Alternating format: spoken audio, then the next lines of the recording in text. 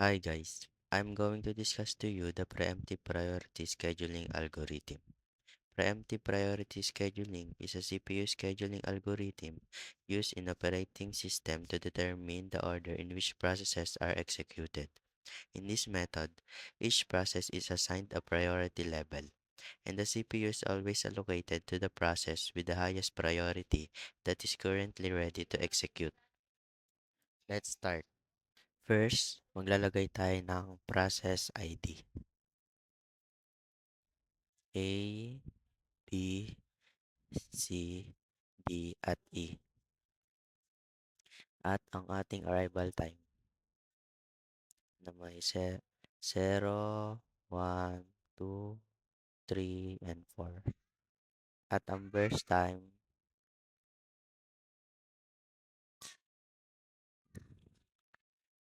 4, 3, 5, 2, and 1. At ang priority level, 2, 1, 3, 4, and 2. I-add muna natin yung burst time para malaman kung gaano katagal. 15. So, gagawa tayo ng timeline.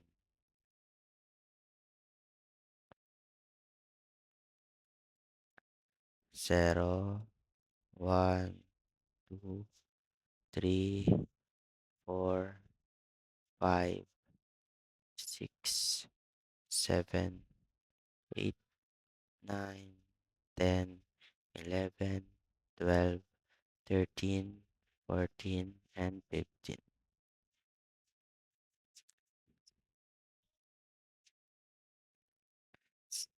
Si A ay nag-arrive sa 0 na may burst time na 4. Si B nag-arrive sa 1 na may burst time na 3.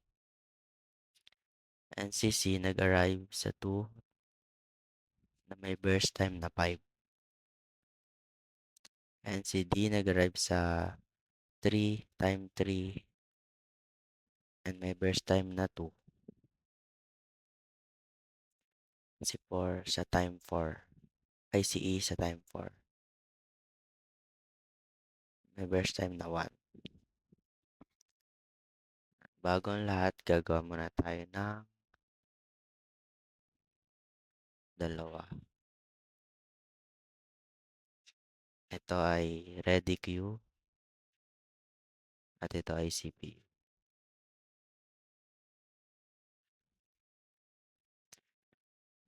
Si A ay nag-arrive sa 0.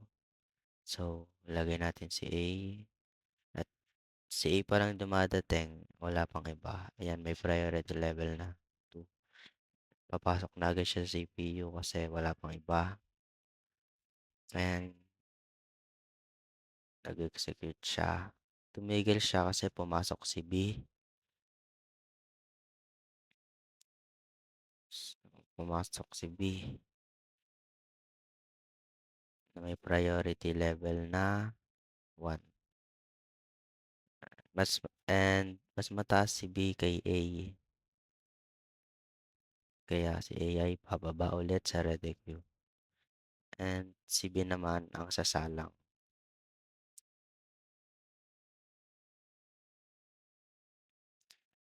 Si B ay may 3 na burst time. So, didiretso na niya yan kasi 1 yung priority niya. Pinamataas. Yan. 0, 1, 4. Yan. So, habang umano si B, biglang pumasok si C, D, at E. So, lalagay siya dyan. C, D, at E. Si C ay may priority na 3. Si D ay may 4. At si E ay may 2. Yan. So, tapos na si B and C. Ang may pinakamababa ay si A at si E. Pero dahil nauna si A, siya yung sasalang dahil first come, first serve. No, 3 na lang si A kasi nabawasan siya ng isa. So, dediretso na siya kasi wala naman ng ibang papasok. 1, 2, and 3.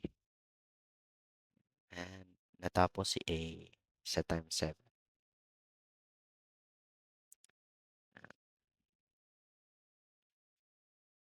Wala na yan. Alisin na natin to. And ang pinakamababa dito sa C, D at E ay si E na may priority, pinamataas na priority na 2. So, siya yun na may burst time na 1 kaya natapos siya sa 8. Tanggal na yan and tanggal na. Tapos na siya. Natira na lang ay si C at D. Si C ang may pinakamataas na priority kaya siya ang sasalang. May burst time si C na 5. So, dediretso na siya kasi wala namang iba. C, 13. Natapos siya sa time 13.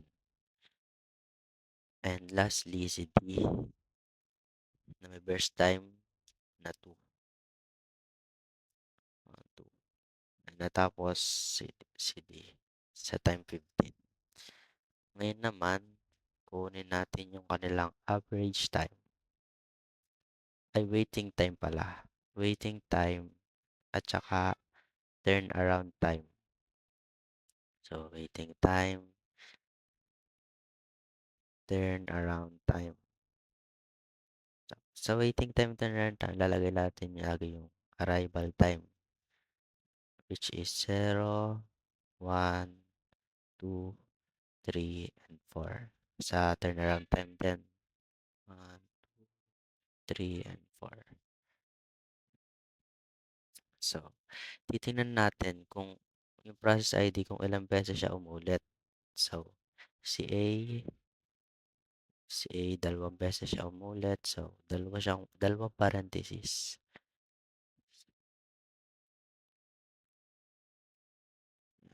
And si B, isa lang si B. Kaya isa lang. Kung hindi na siya maglalagay ng panibagong parenthesis, yan na siya.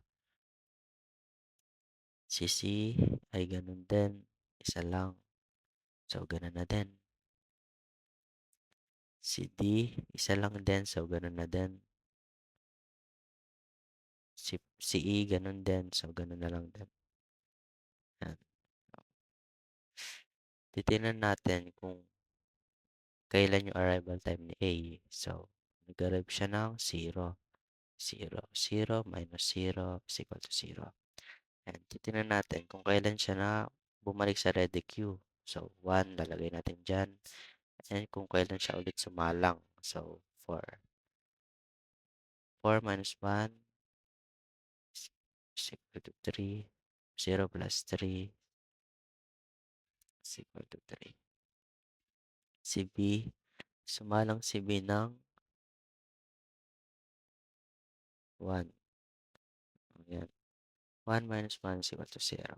Si C, sumalang siya ng 8 times 8. So, 8. 8 minus 2 is equal to 6.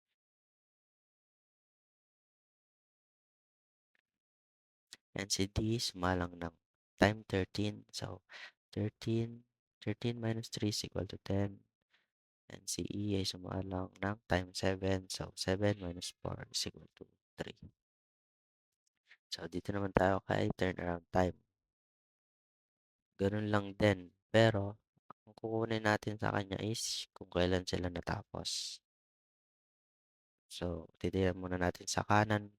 Kanan ng pakaliwa. 15, si D. Sunod si C ay 13. Sunod si E, 8. Sunod si A na may 7. Sunod si B na may 4. So, ma-minus lang natin. 7 minus 0 is equal to 7. 4 minus 1 is equal to 3. 13 minus 2 is equal to 11. Minus 3 is equal to 5. 8 minus 4 is equal to 4. So, yan.